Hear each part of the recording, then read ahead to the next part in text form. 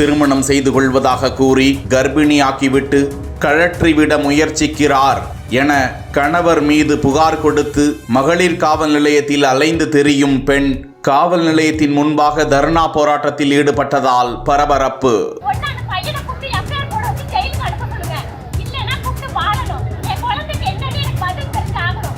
நாகை மாவட்டம் திருமருகல் அடுத்த கொங்கராநல்லூர் தெற்கு தெருவை சேர்ந்தவர் ஜெகநாதன் என்பவருடைய மகள் 26 வயதுடைய சரண்யா டிப்ளமோ நர்சிங் முடித்துவிட்டு கோயம்புத்தூரில் தனியார் நிறுவனத்தில் பணிபுரிந்து வந்தார். அப்போது சரண்யாவிற்கு தனியார் மேட்ரிமோனியல் மொபைல் ஆப் மூலமாக வரன் தேடி இருக்கிறார்கள். அதில் திருக்குவளையை சேர்ந்த கொத்தங்குடி பாரதி தெருவை சேர்ந்த தனபால் என்பவரது மகன் ரகு என்பவர் சரண்யாவின் மொபைல் எண்ணிற்கு நேரடியாக தொடர்பு கொண்டு பேசியதாக சரண்யா கூறுகிறார். மேலும் வா பழகிவிட்டு அதன் பிறகு திருமணம் செய்து கொள்ளலாம் என ஆசை வார்த்தை கூறி தன்னோடு தனிமையில் இருந்ததாகவும் அதன் பிறகு திருவாரூர் தியாகராஜர் சுவாமி கோவிலுக்கு எதிரில் உள்ள முருகன் சன்னதியில் வைத்து தன்னை தாலி கட்டி திருமணம் செய்து கொண்டு அவரது வீட்டிற்கு அழைத்து சென்று வாழ்ந்தாராம்.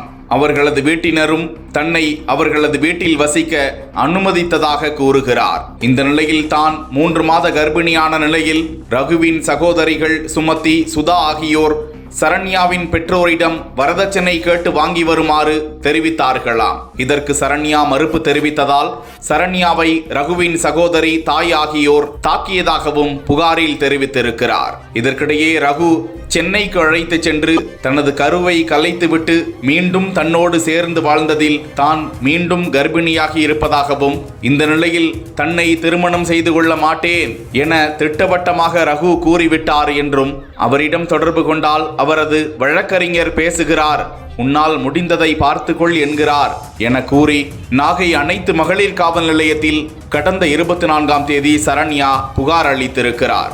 போலீசார் விசாரித்து வரும் நிலையில் எந்த ஒரு நடவடிக்கையும் எடுக்கவில்லை என மாவட்ட காவல்துறை கண்காணிப்பாளர் அலுவலகத்திற்கு சென்று அதன் பிறகு எஃப்ஐஆர் போடப்பட்டதாக கூறப்படுகிறது. இது குறித்து செய்திகள் வெளியான நிலையில் வெளிப்பாளையம் காவல்துறையினர் சரண்யாவிடம் தீவிர விசாரணை மேற்கொண்டு வருகிறார்கள். மேட்ரிமோனியில் நான் வந்து அப்ளை பண்ணியிருந்தேன். ரகுங்கிறவர் என்னோட வரனை பார்த்துட்டு எனக்கு கால் பண்ணாரு. எங்கள் வீட்டில் வந்து கேட்டு பொண்ணு கேட்டு கல்யாணம் பண்ணுங்க அப்படின்னு சொன்னதுக்கு ஃபர்ஸ்ட் லவ் பண்ணலாம், அதுக்கப்புறம் நம்ம கல்யாணம் பண்ணிக்கலாம் அப்படின்னு சொல்லிட்டு டெய்லி என்னை பார்க்க வந்து என் கூட வந்து உடல் உறவு வைத்து என்னை வந்து இந்த மாதிரி என் கூட டச்சில் இருந்து என்னை வந்து கர்ப்பமாக்கி என்னை அவங்க கல்யாணம் பண்ணி ஒரு தெரியாமல் ஒரு கோயிலில் தாலி கட்டி அவர் அவங்க வீட்டுக்கு கூட்டிகிட்டு போய் 4 மாதம் என்னை அவங்க ஊரில் வச்சு குடும்பம் நடத்திட்டு அதுக்கப்புறமா என்னை வந்து சென்னைக்கு வா போய் அங்கே இருக்கலாம்னு சொல்லி அங்கே கூட்டிகிட்டு போய் என் கர்ப்பத்தை அங்கே கொண்டு போய் கலைச்சிட்டு திரும்பவும் என் கூட எல்லாமே தப்பு பண்ணி திரும்பவும் நான் கன்சீவாக இருக்கேன். உங்க கூட என்னால் வாழ முடியாது, வந்து உங்கள் வீட்டில் போய் வரதட்சணை கேளு, உங்கள் வரதட்சணை கொண்டு வந்தால் வாழலாம் பார்க்கலாம் அப்படின்னு சொல்லி அவங்க தங்கச்சி வீட்டுக்காரு என்னை போட்டு அடித்தாங்க. ரொம்ப கஷ்டமாக இருக்குது சார். நான் அதோட கஷ்டத்தோட இந்த மகளிர் காவல் நிலையத்தில் வந்து நான் புகார் கொடுத்தா, ஆனால் இந்த காவல் நிலையத்தில் இருக்கிறவங்க 10 நாளாக நான் அலைஞ்சிட்ருக்கேன். இங்கே போ அங்கே போ, அவங்கள போய் பாரு இவங்கள போய் பாருன்ட்டு ஆக்ஷனே எடுக்க மாட்டாங்க.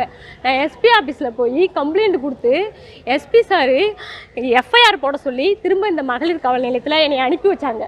இங்கே வந்து மறுபடியும் எஃப்ஐஆரை கேன்சல் பண்ணிவிட்டு எஃப்ஐஆர் போட முடியாதுன்னு சொல்லி நீ என்கிட்ட ஏதோ எழுதி வாங்கிக்கிட்டு இங்கே கவுன்சிலிங் போ அங்கே கவுன்சிலிங் போ அப்படின்னு சொல்கிறாங்க. நேற்று அந்த ஒரு நாள் கவுன்சிலிங் அட்டன் பண்ணி நேற்று அந்த பையன் எனக்கு ஃபோன் அடிச்சு என்ன சொல்கிறான், காசு தரேன் கர்ப்பத்தை கலைச்சிட்டு போயிடு, உன் கூடலாம் என்னால் வாழ முடியாது அப்படின்ட்டு திருத்துறைப்பூண்டியில் சக்திவேலுங்கிற வக்கீல் வந்து சொல்கிறாரு. இது மாதிரி நீ எங்கே போய் கம்ப்ளைண்ட் கொடுத்தாலும் நான் வந்து பேசுவேன், அவங்க கூட வந்து வாழ வைக்க முடியாது, அவன் வாழ மாட்டேன்னு சொல்கிறான், நான் எதாக இருந்தாலும் அவனுக்கு வந்து பண்ணுவேன், நீ காசை வாங்கிட்டு கர்ப்பத்தை கலைச்சிட்டு இங்கேருந்து போயிடு அப்படின்னு சொன்னதுனால நான் மகளிர் காவல் நிலையத்தில் வந்து மறுபடியும் சொல்கிறேன். காவல் நிலைய இன்ஸ்பெக்டர் மேடம் என்ன சொல்கிறாங்க, அவன் கூட வாழ்கிறதுக்கு நீ கர்ப்பத்தை கலைச்சிட்டு உன் வேலையை பார்த்துட்டு போயிடு அப்படின்னு சொல்கிறாங்க. கன்சீவ் ஆக்கினது அவன் தான், ஒன்று வாழணும், அப்படி இல்லைன்னா அவனுக்கு நிறைய தண்டனை கொடுத்து ஜெயிலுக்கு போகணும், அதில் ஏதாச்சும் அவங்க ஒன்று பண்ணணும்.